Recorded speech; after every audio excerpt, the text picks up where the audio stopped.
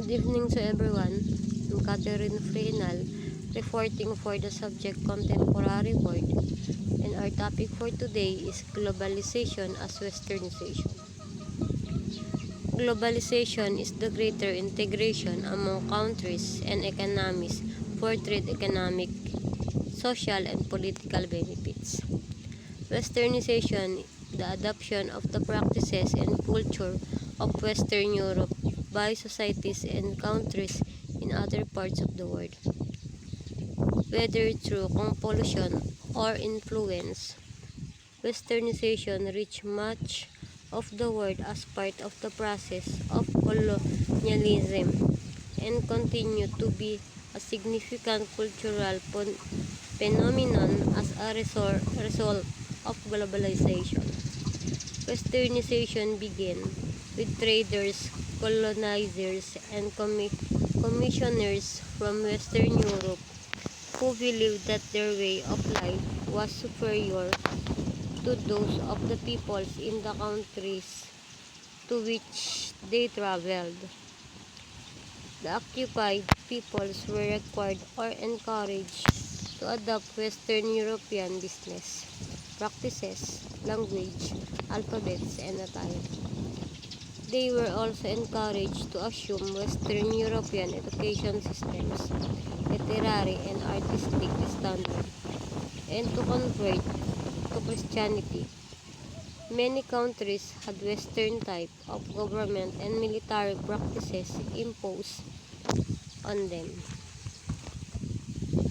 Effect of Westernization. Westernization has greatly affected our traditions, customs, family, and our love and respect for others. The strong family ties between Filipino members are eroding. The respect of elders is diminishing, hence the need for the home for the aged in the Philippines.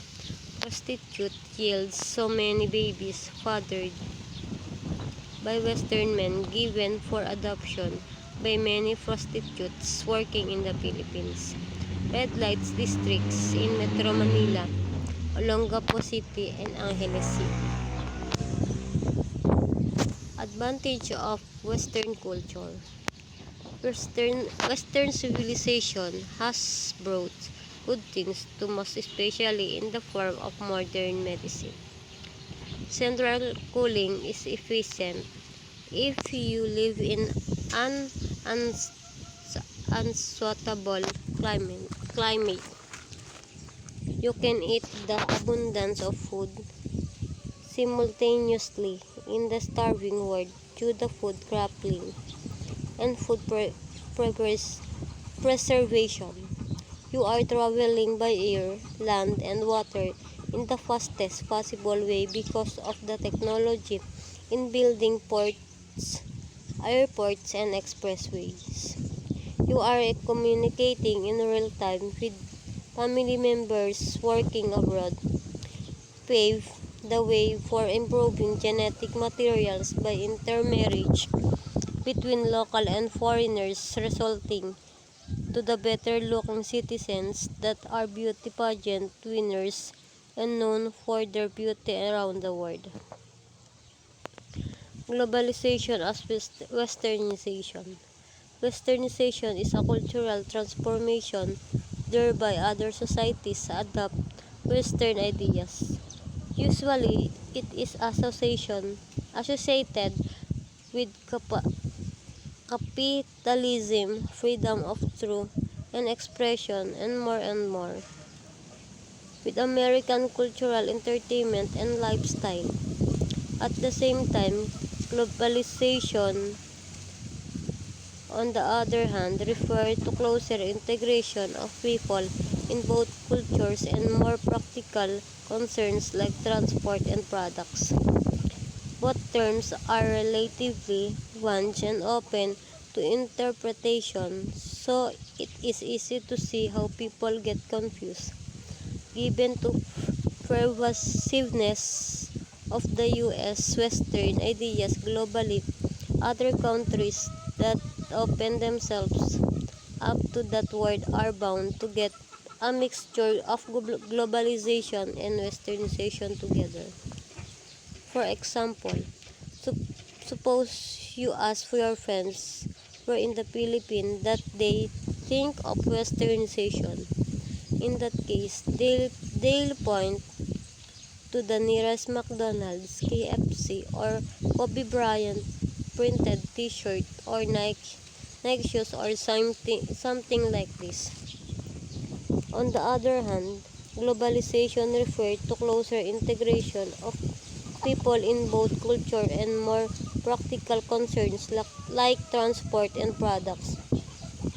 Inevitably, there are some overlap with westernization. Still, it is easy to say that people will be confusing it with the Philippinization or Arabianization or Sinosation Chinese instead of in the few decades. Some are the examples. Number 1, houses in Asia are supposed to be built tropical style with wide open windows and open ground floors to make way for floods to just pass. But houses now were patterned after Western style, so little windows make it so hot, and it was run over when the flood came. To celebration in the Philippines were dominated by Chinese and American cultures, from gowns, food array, and events place, firecrackers, and etc. 3. Academic dreams. Filipinos take courses needed in Western countries. So after graduation, they dream of working in USA or any country in Europe, not there at home. We need farmers, agricultural engineers, and agricultural business people because of the Philippines is an agrarian state. How did Filipino become a westernization? The Philippines was colonized by Spain or European Kingdom in 1565 and the United States of the America Western country in 1898. So Filipinos adopt Spanish culture for 330 years. We learn Roman Catholic religion from Spain and human rights violations that led to a revolution in 1896. Spain sold the Philippines, Mexico, Cuba, and Puerto Rico to the United States in 1898 for $20 million. The United States gave the Philippines every system we have today: education and culture, hygiene, sanitation and healthcare, agriculture, public works and engineering, government and politics, entertainment, building codes, military officers' schools, and police system. The United States make Filipino their little brown brother that speak English and accept everything the USA told us to do and say until we were granted independence in 1946. Filipinos mostly have the American dream, so we took up courses which will give us a chance to go to the USA.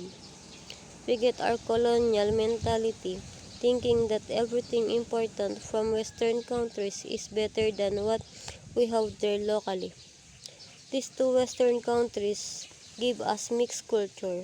They improved that the genetic stock of Filipinos, so we Filipinos were so good looking and intelligent. We are also the third largest English-speaking nation outside America and the largest number of Facebook apps users outside the America.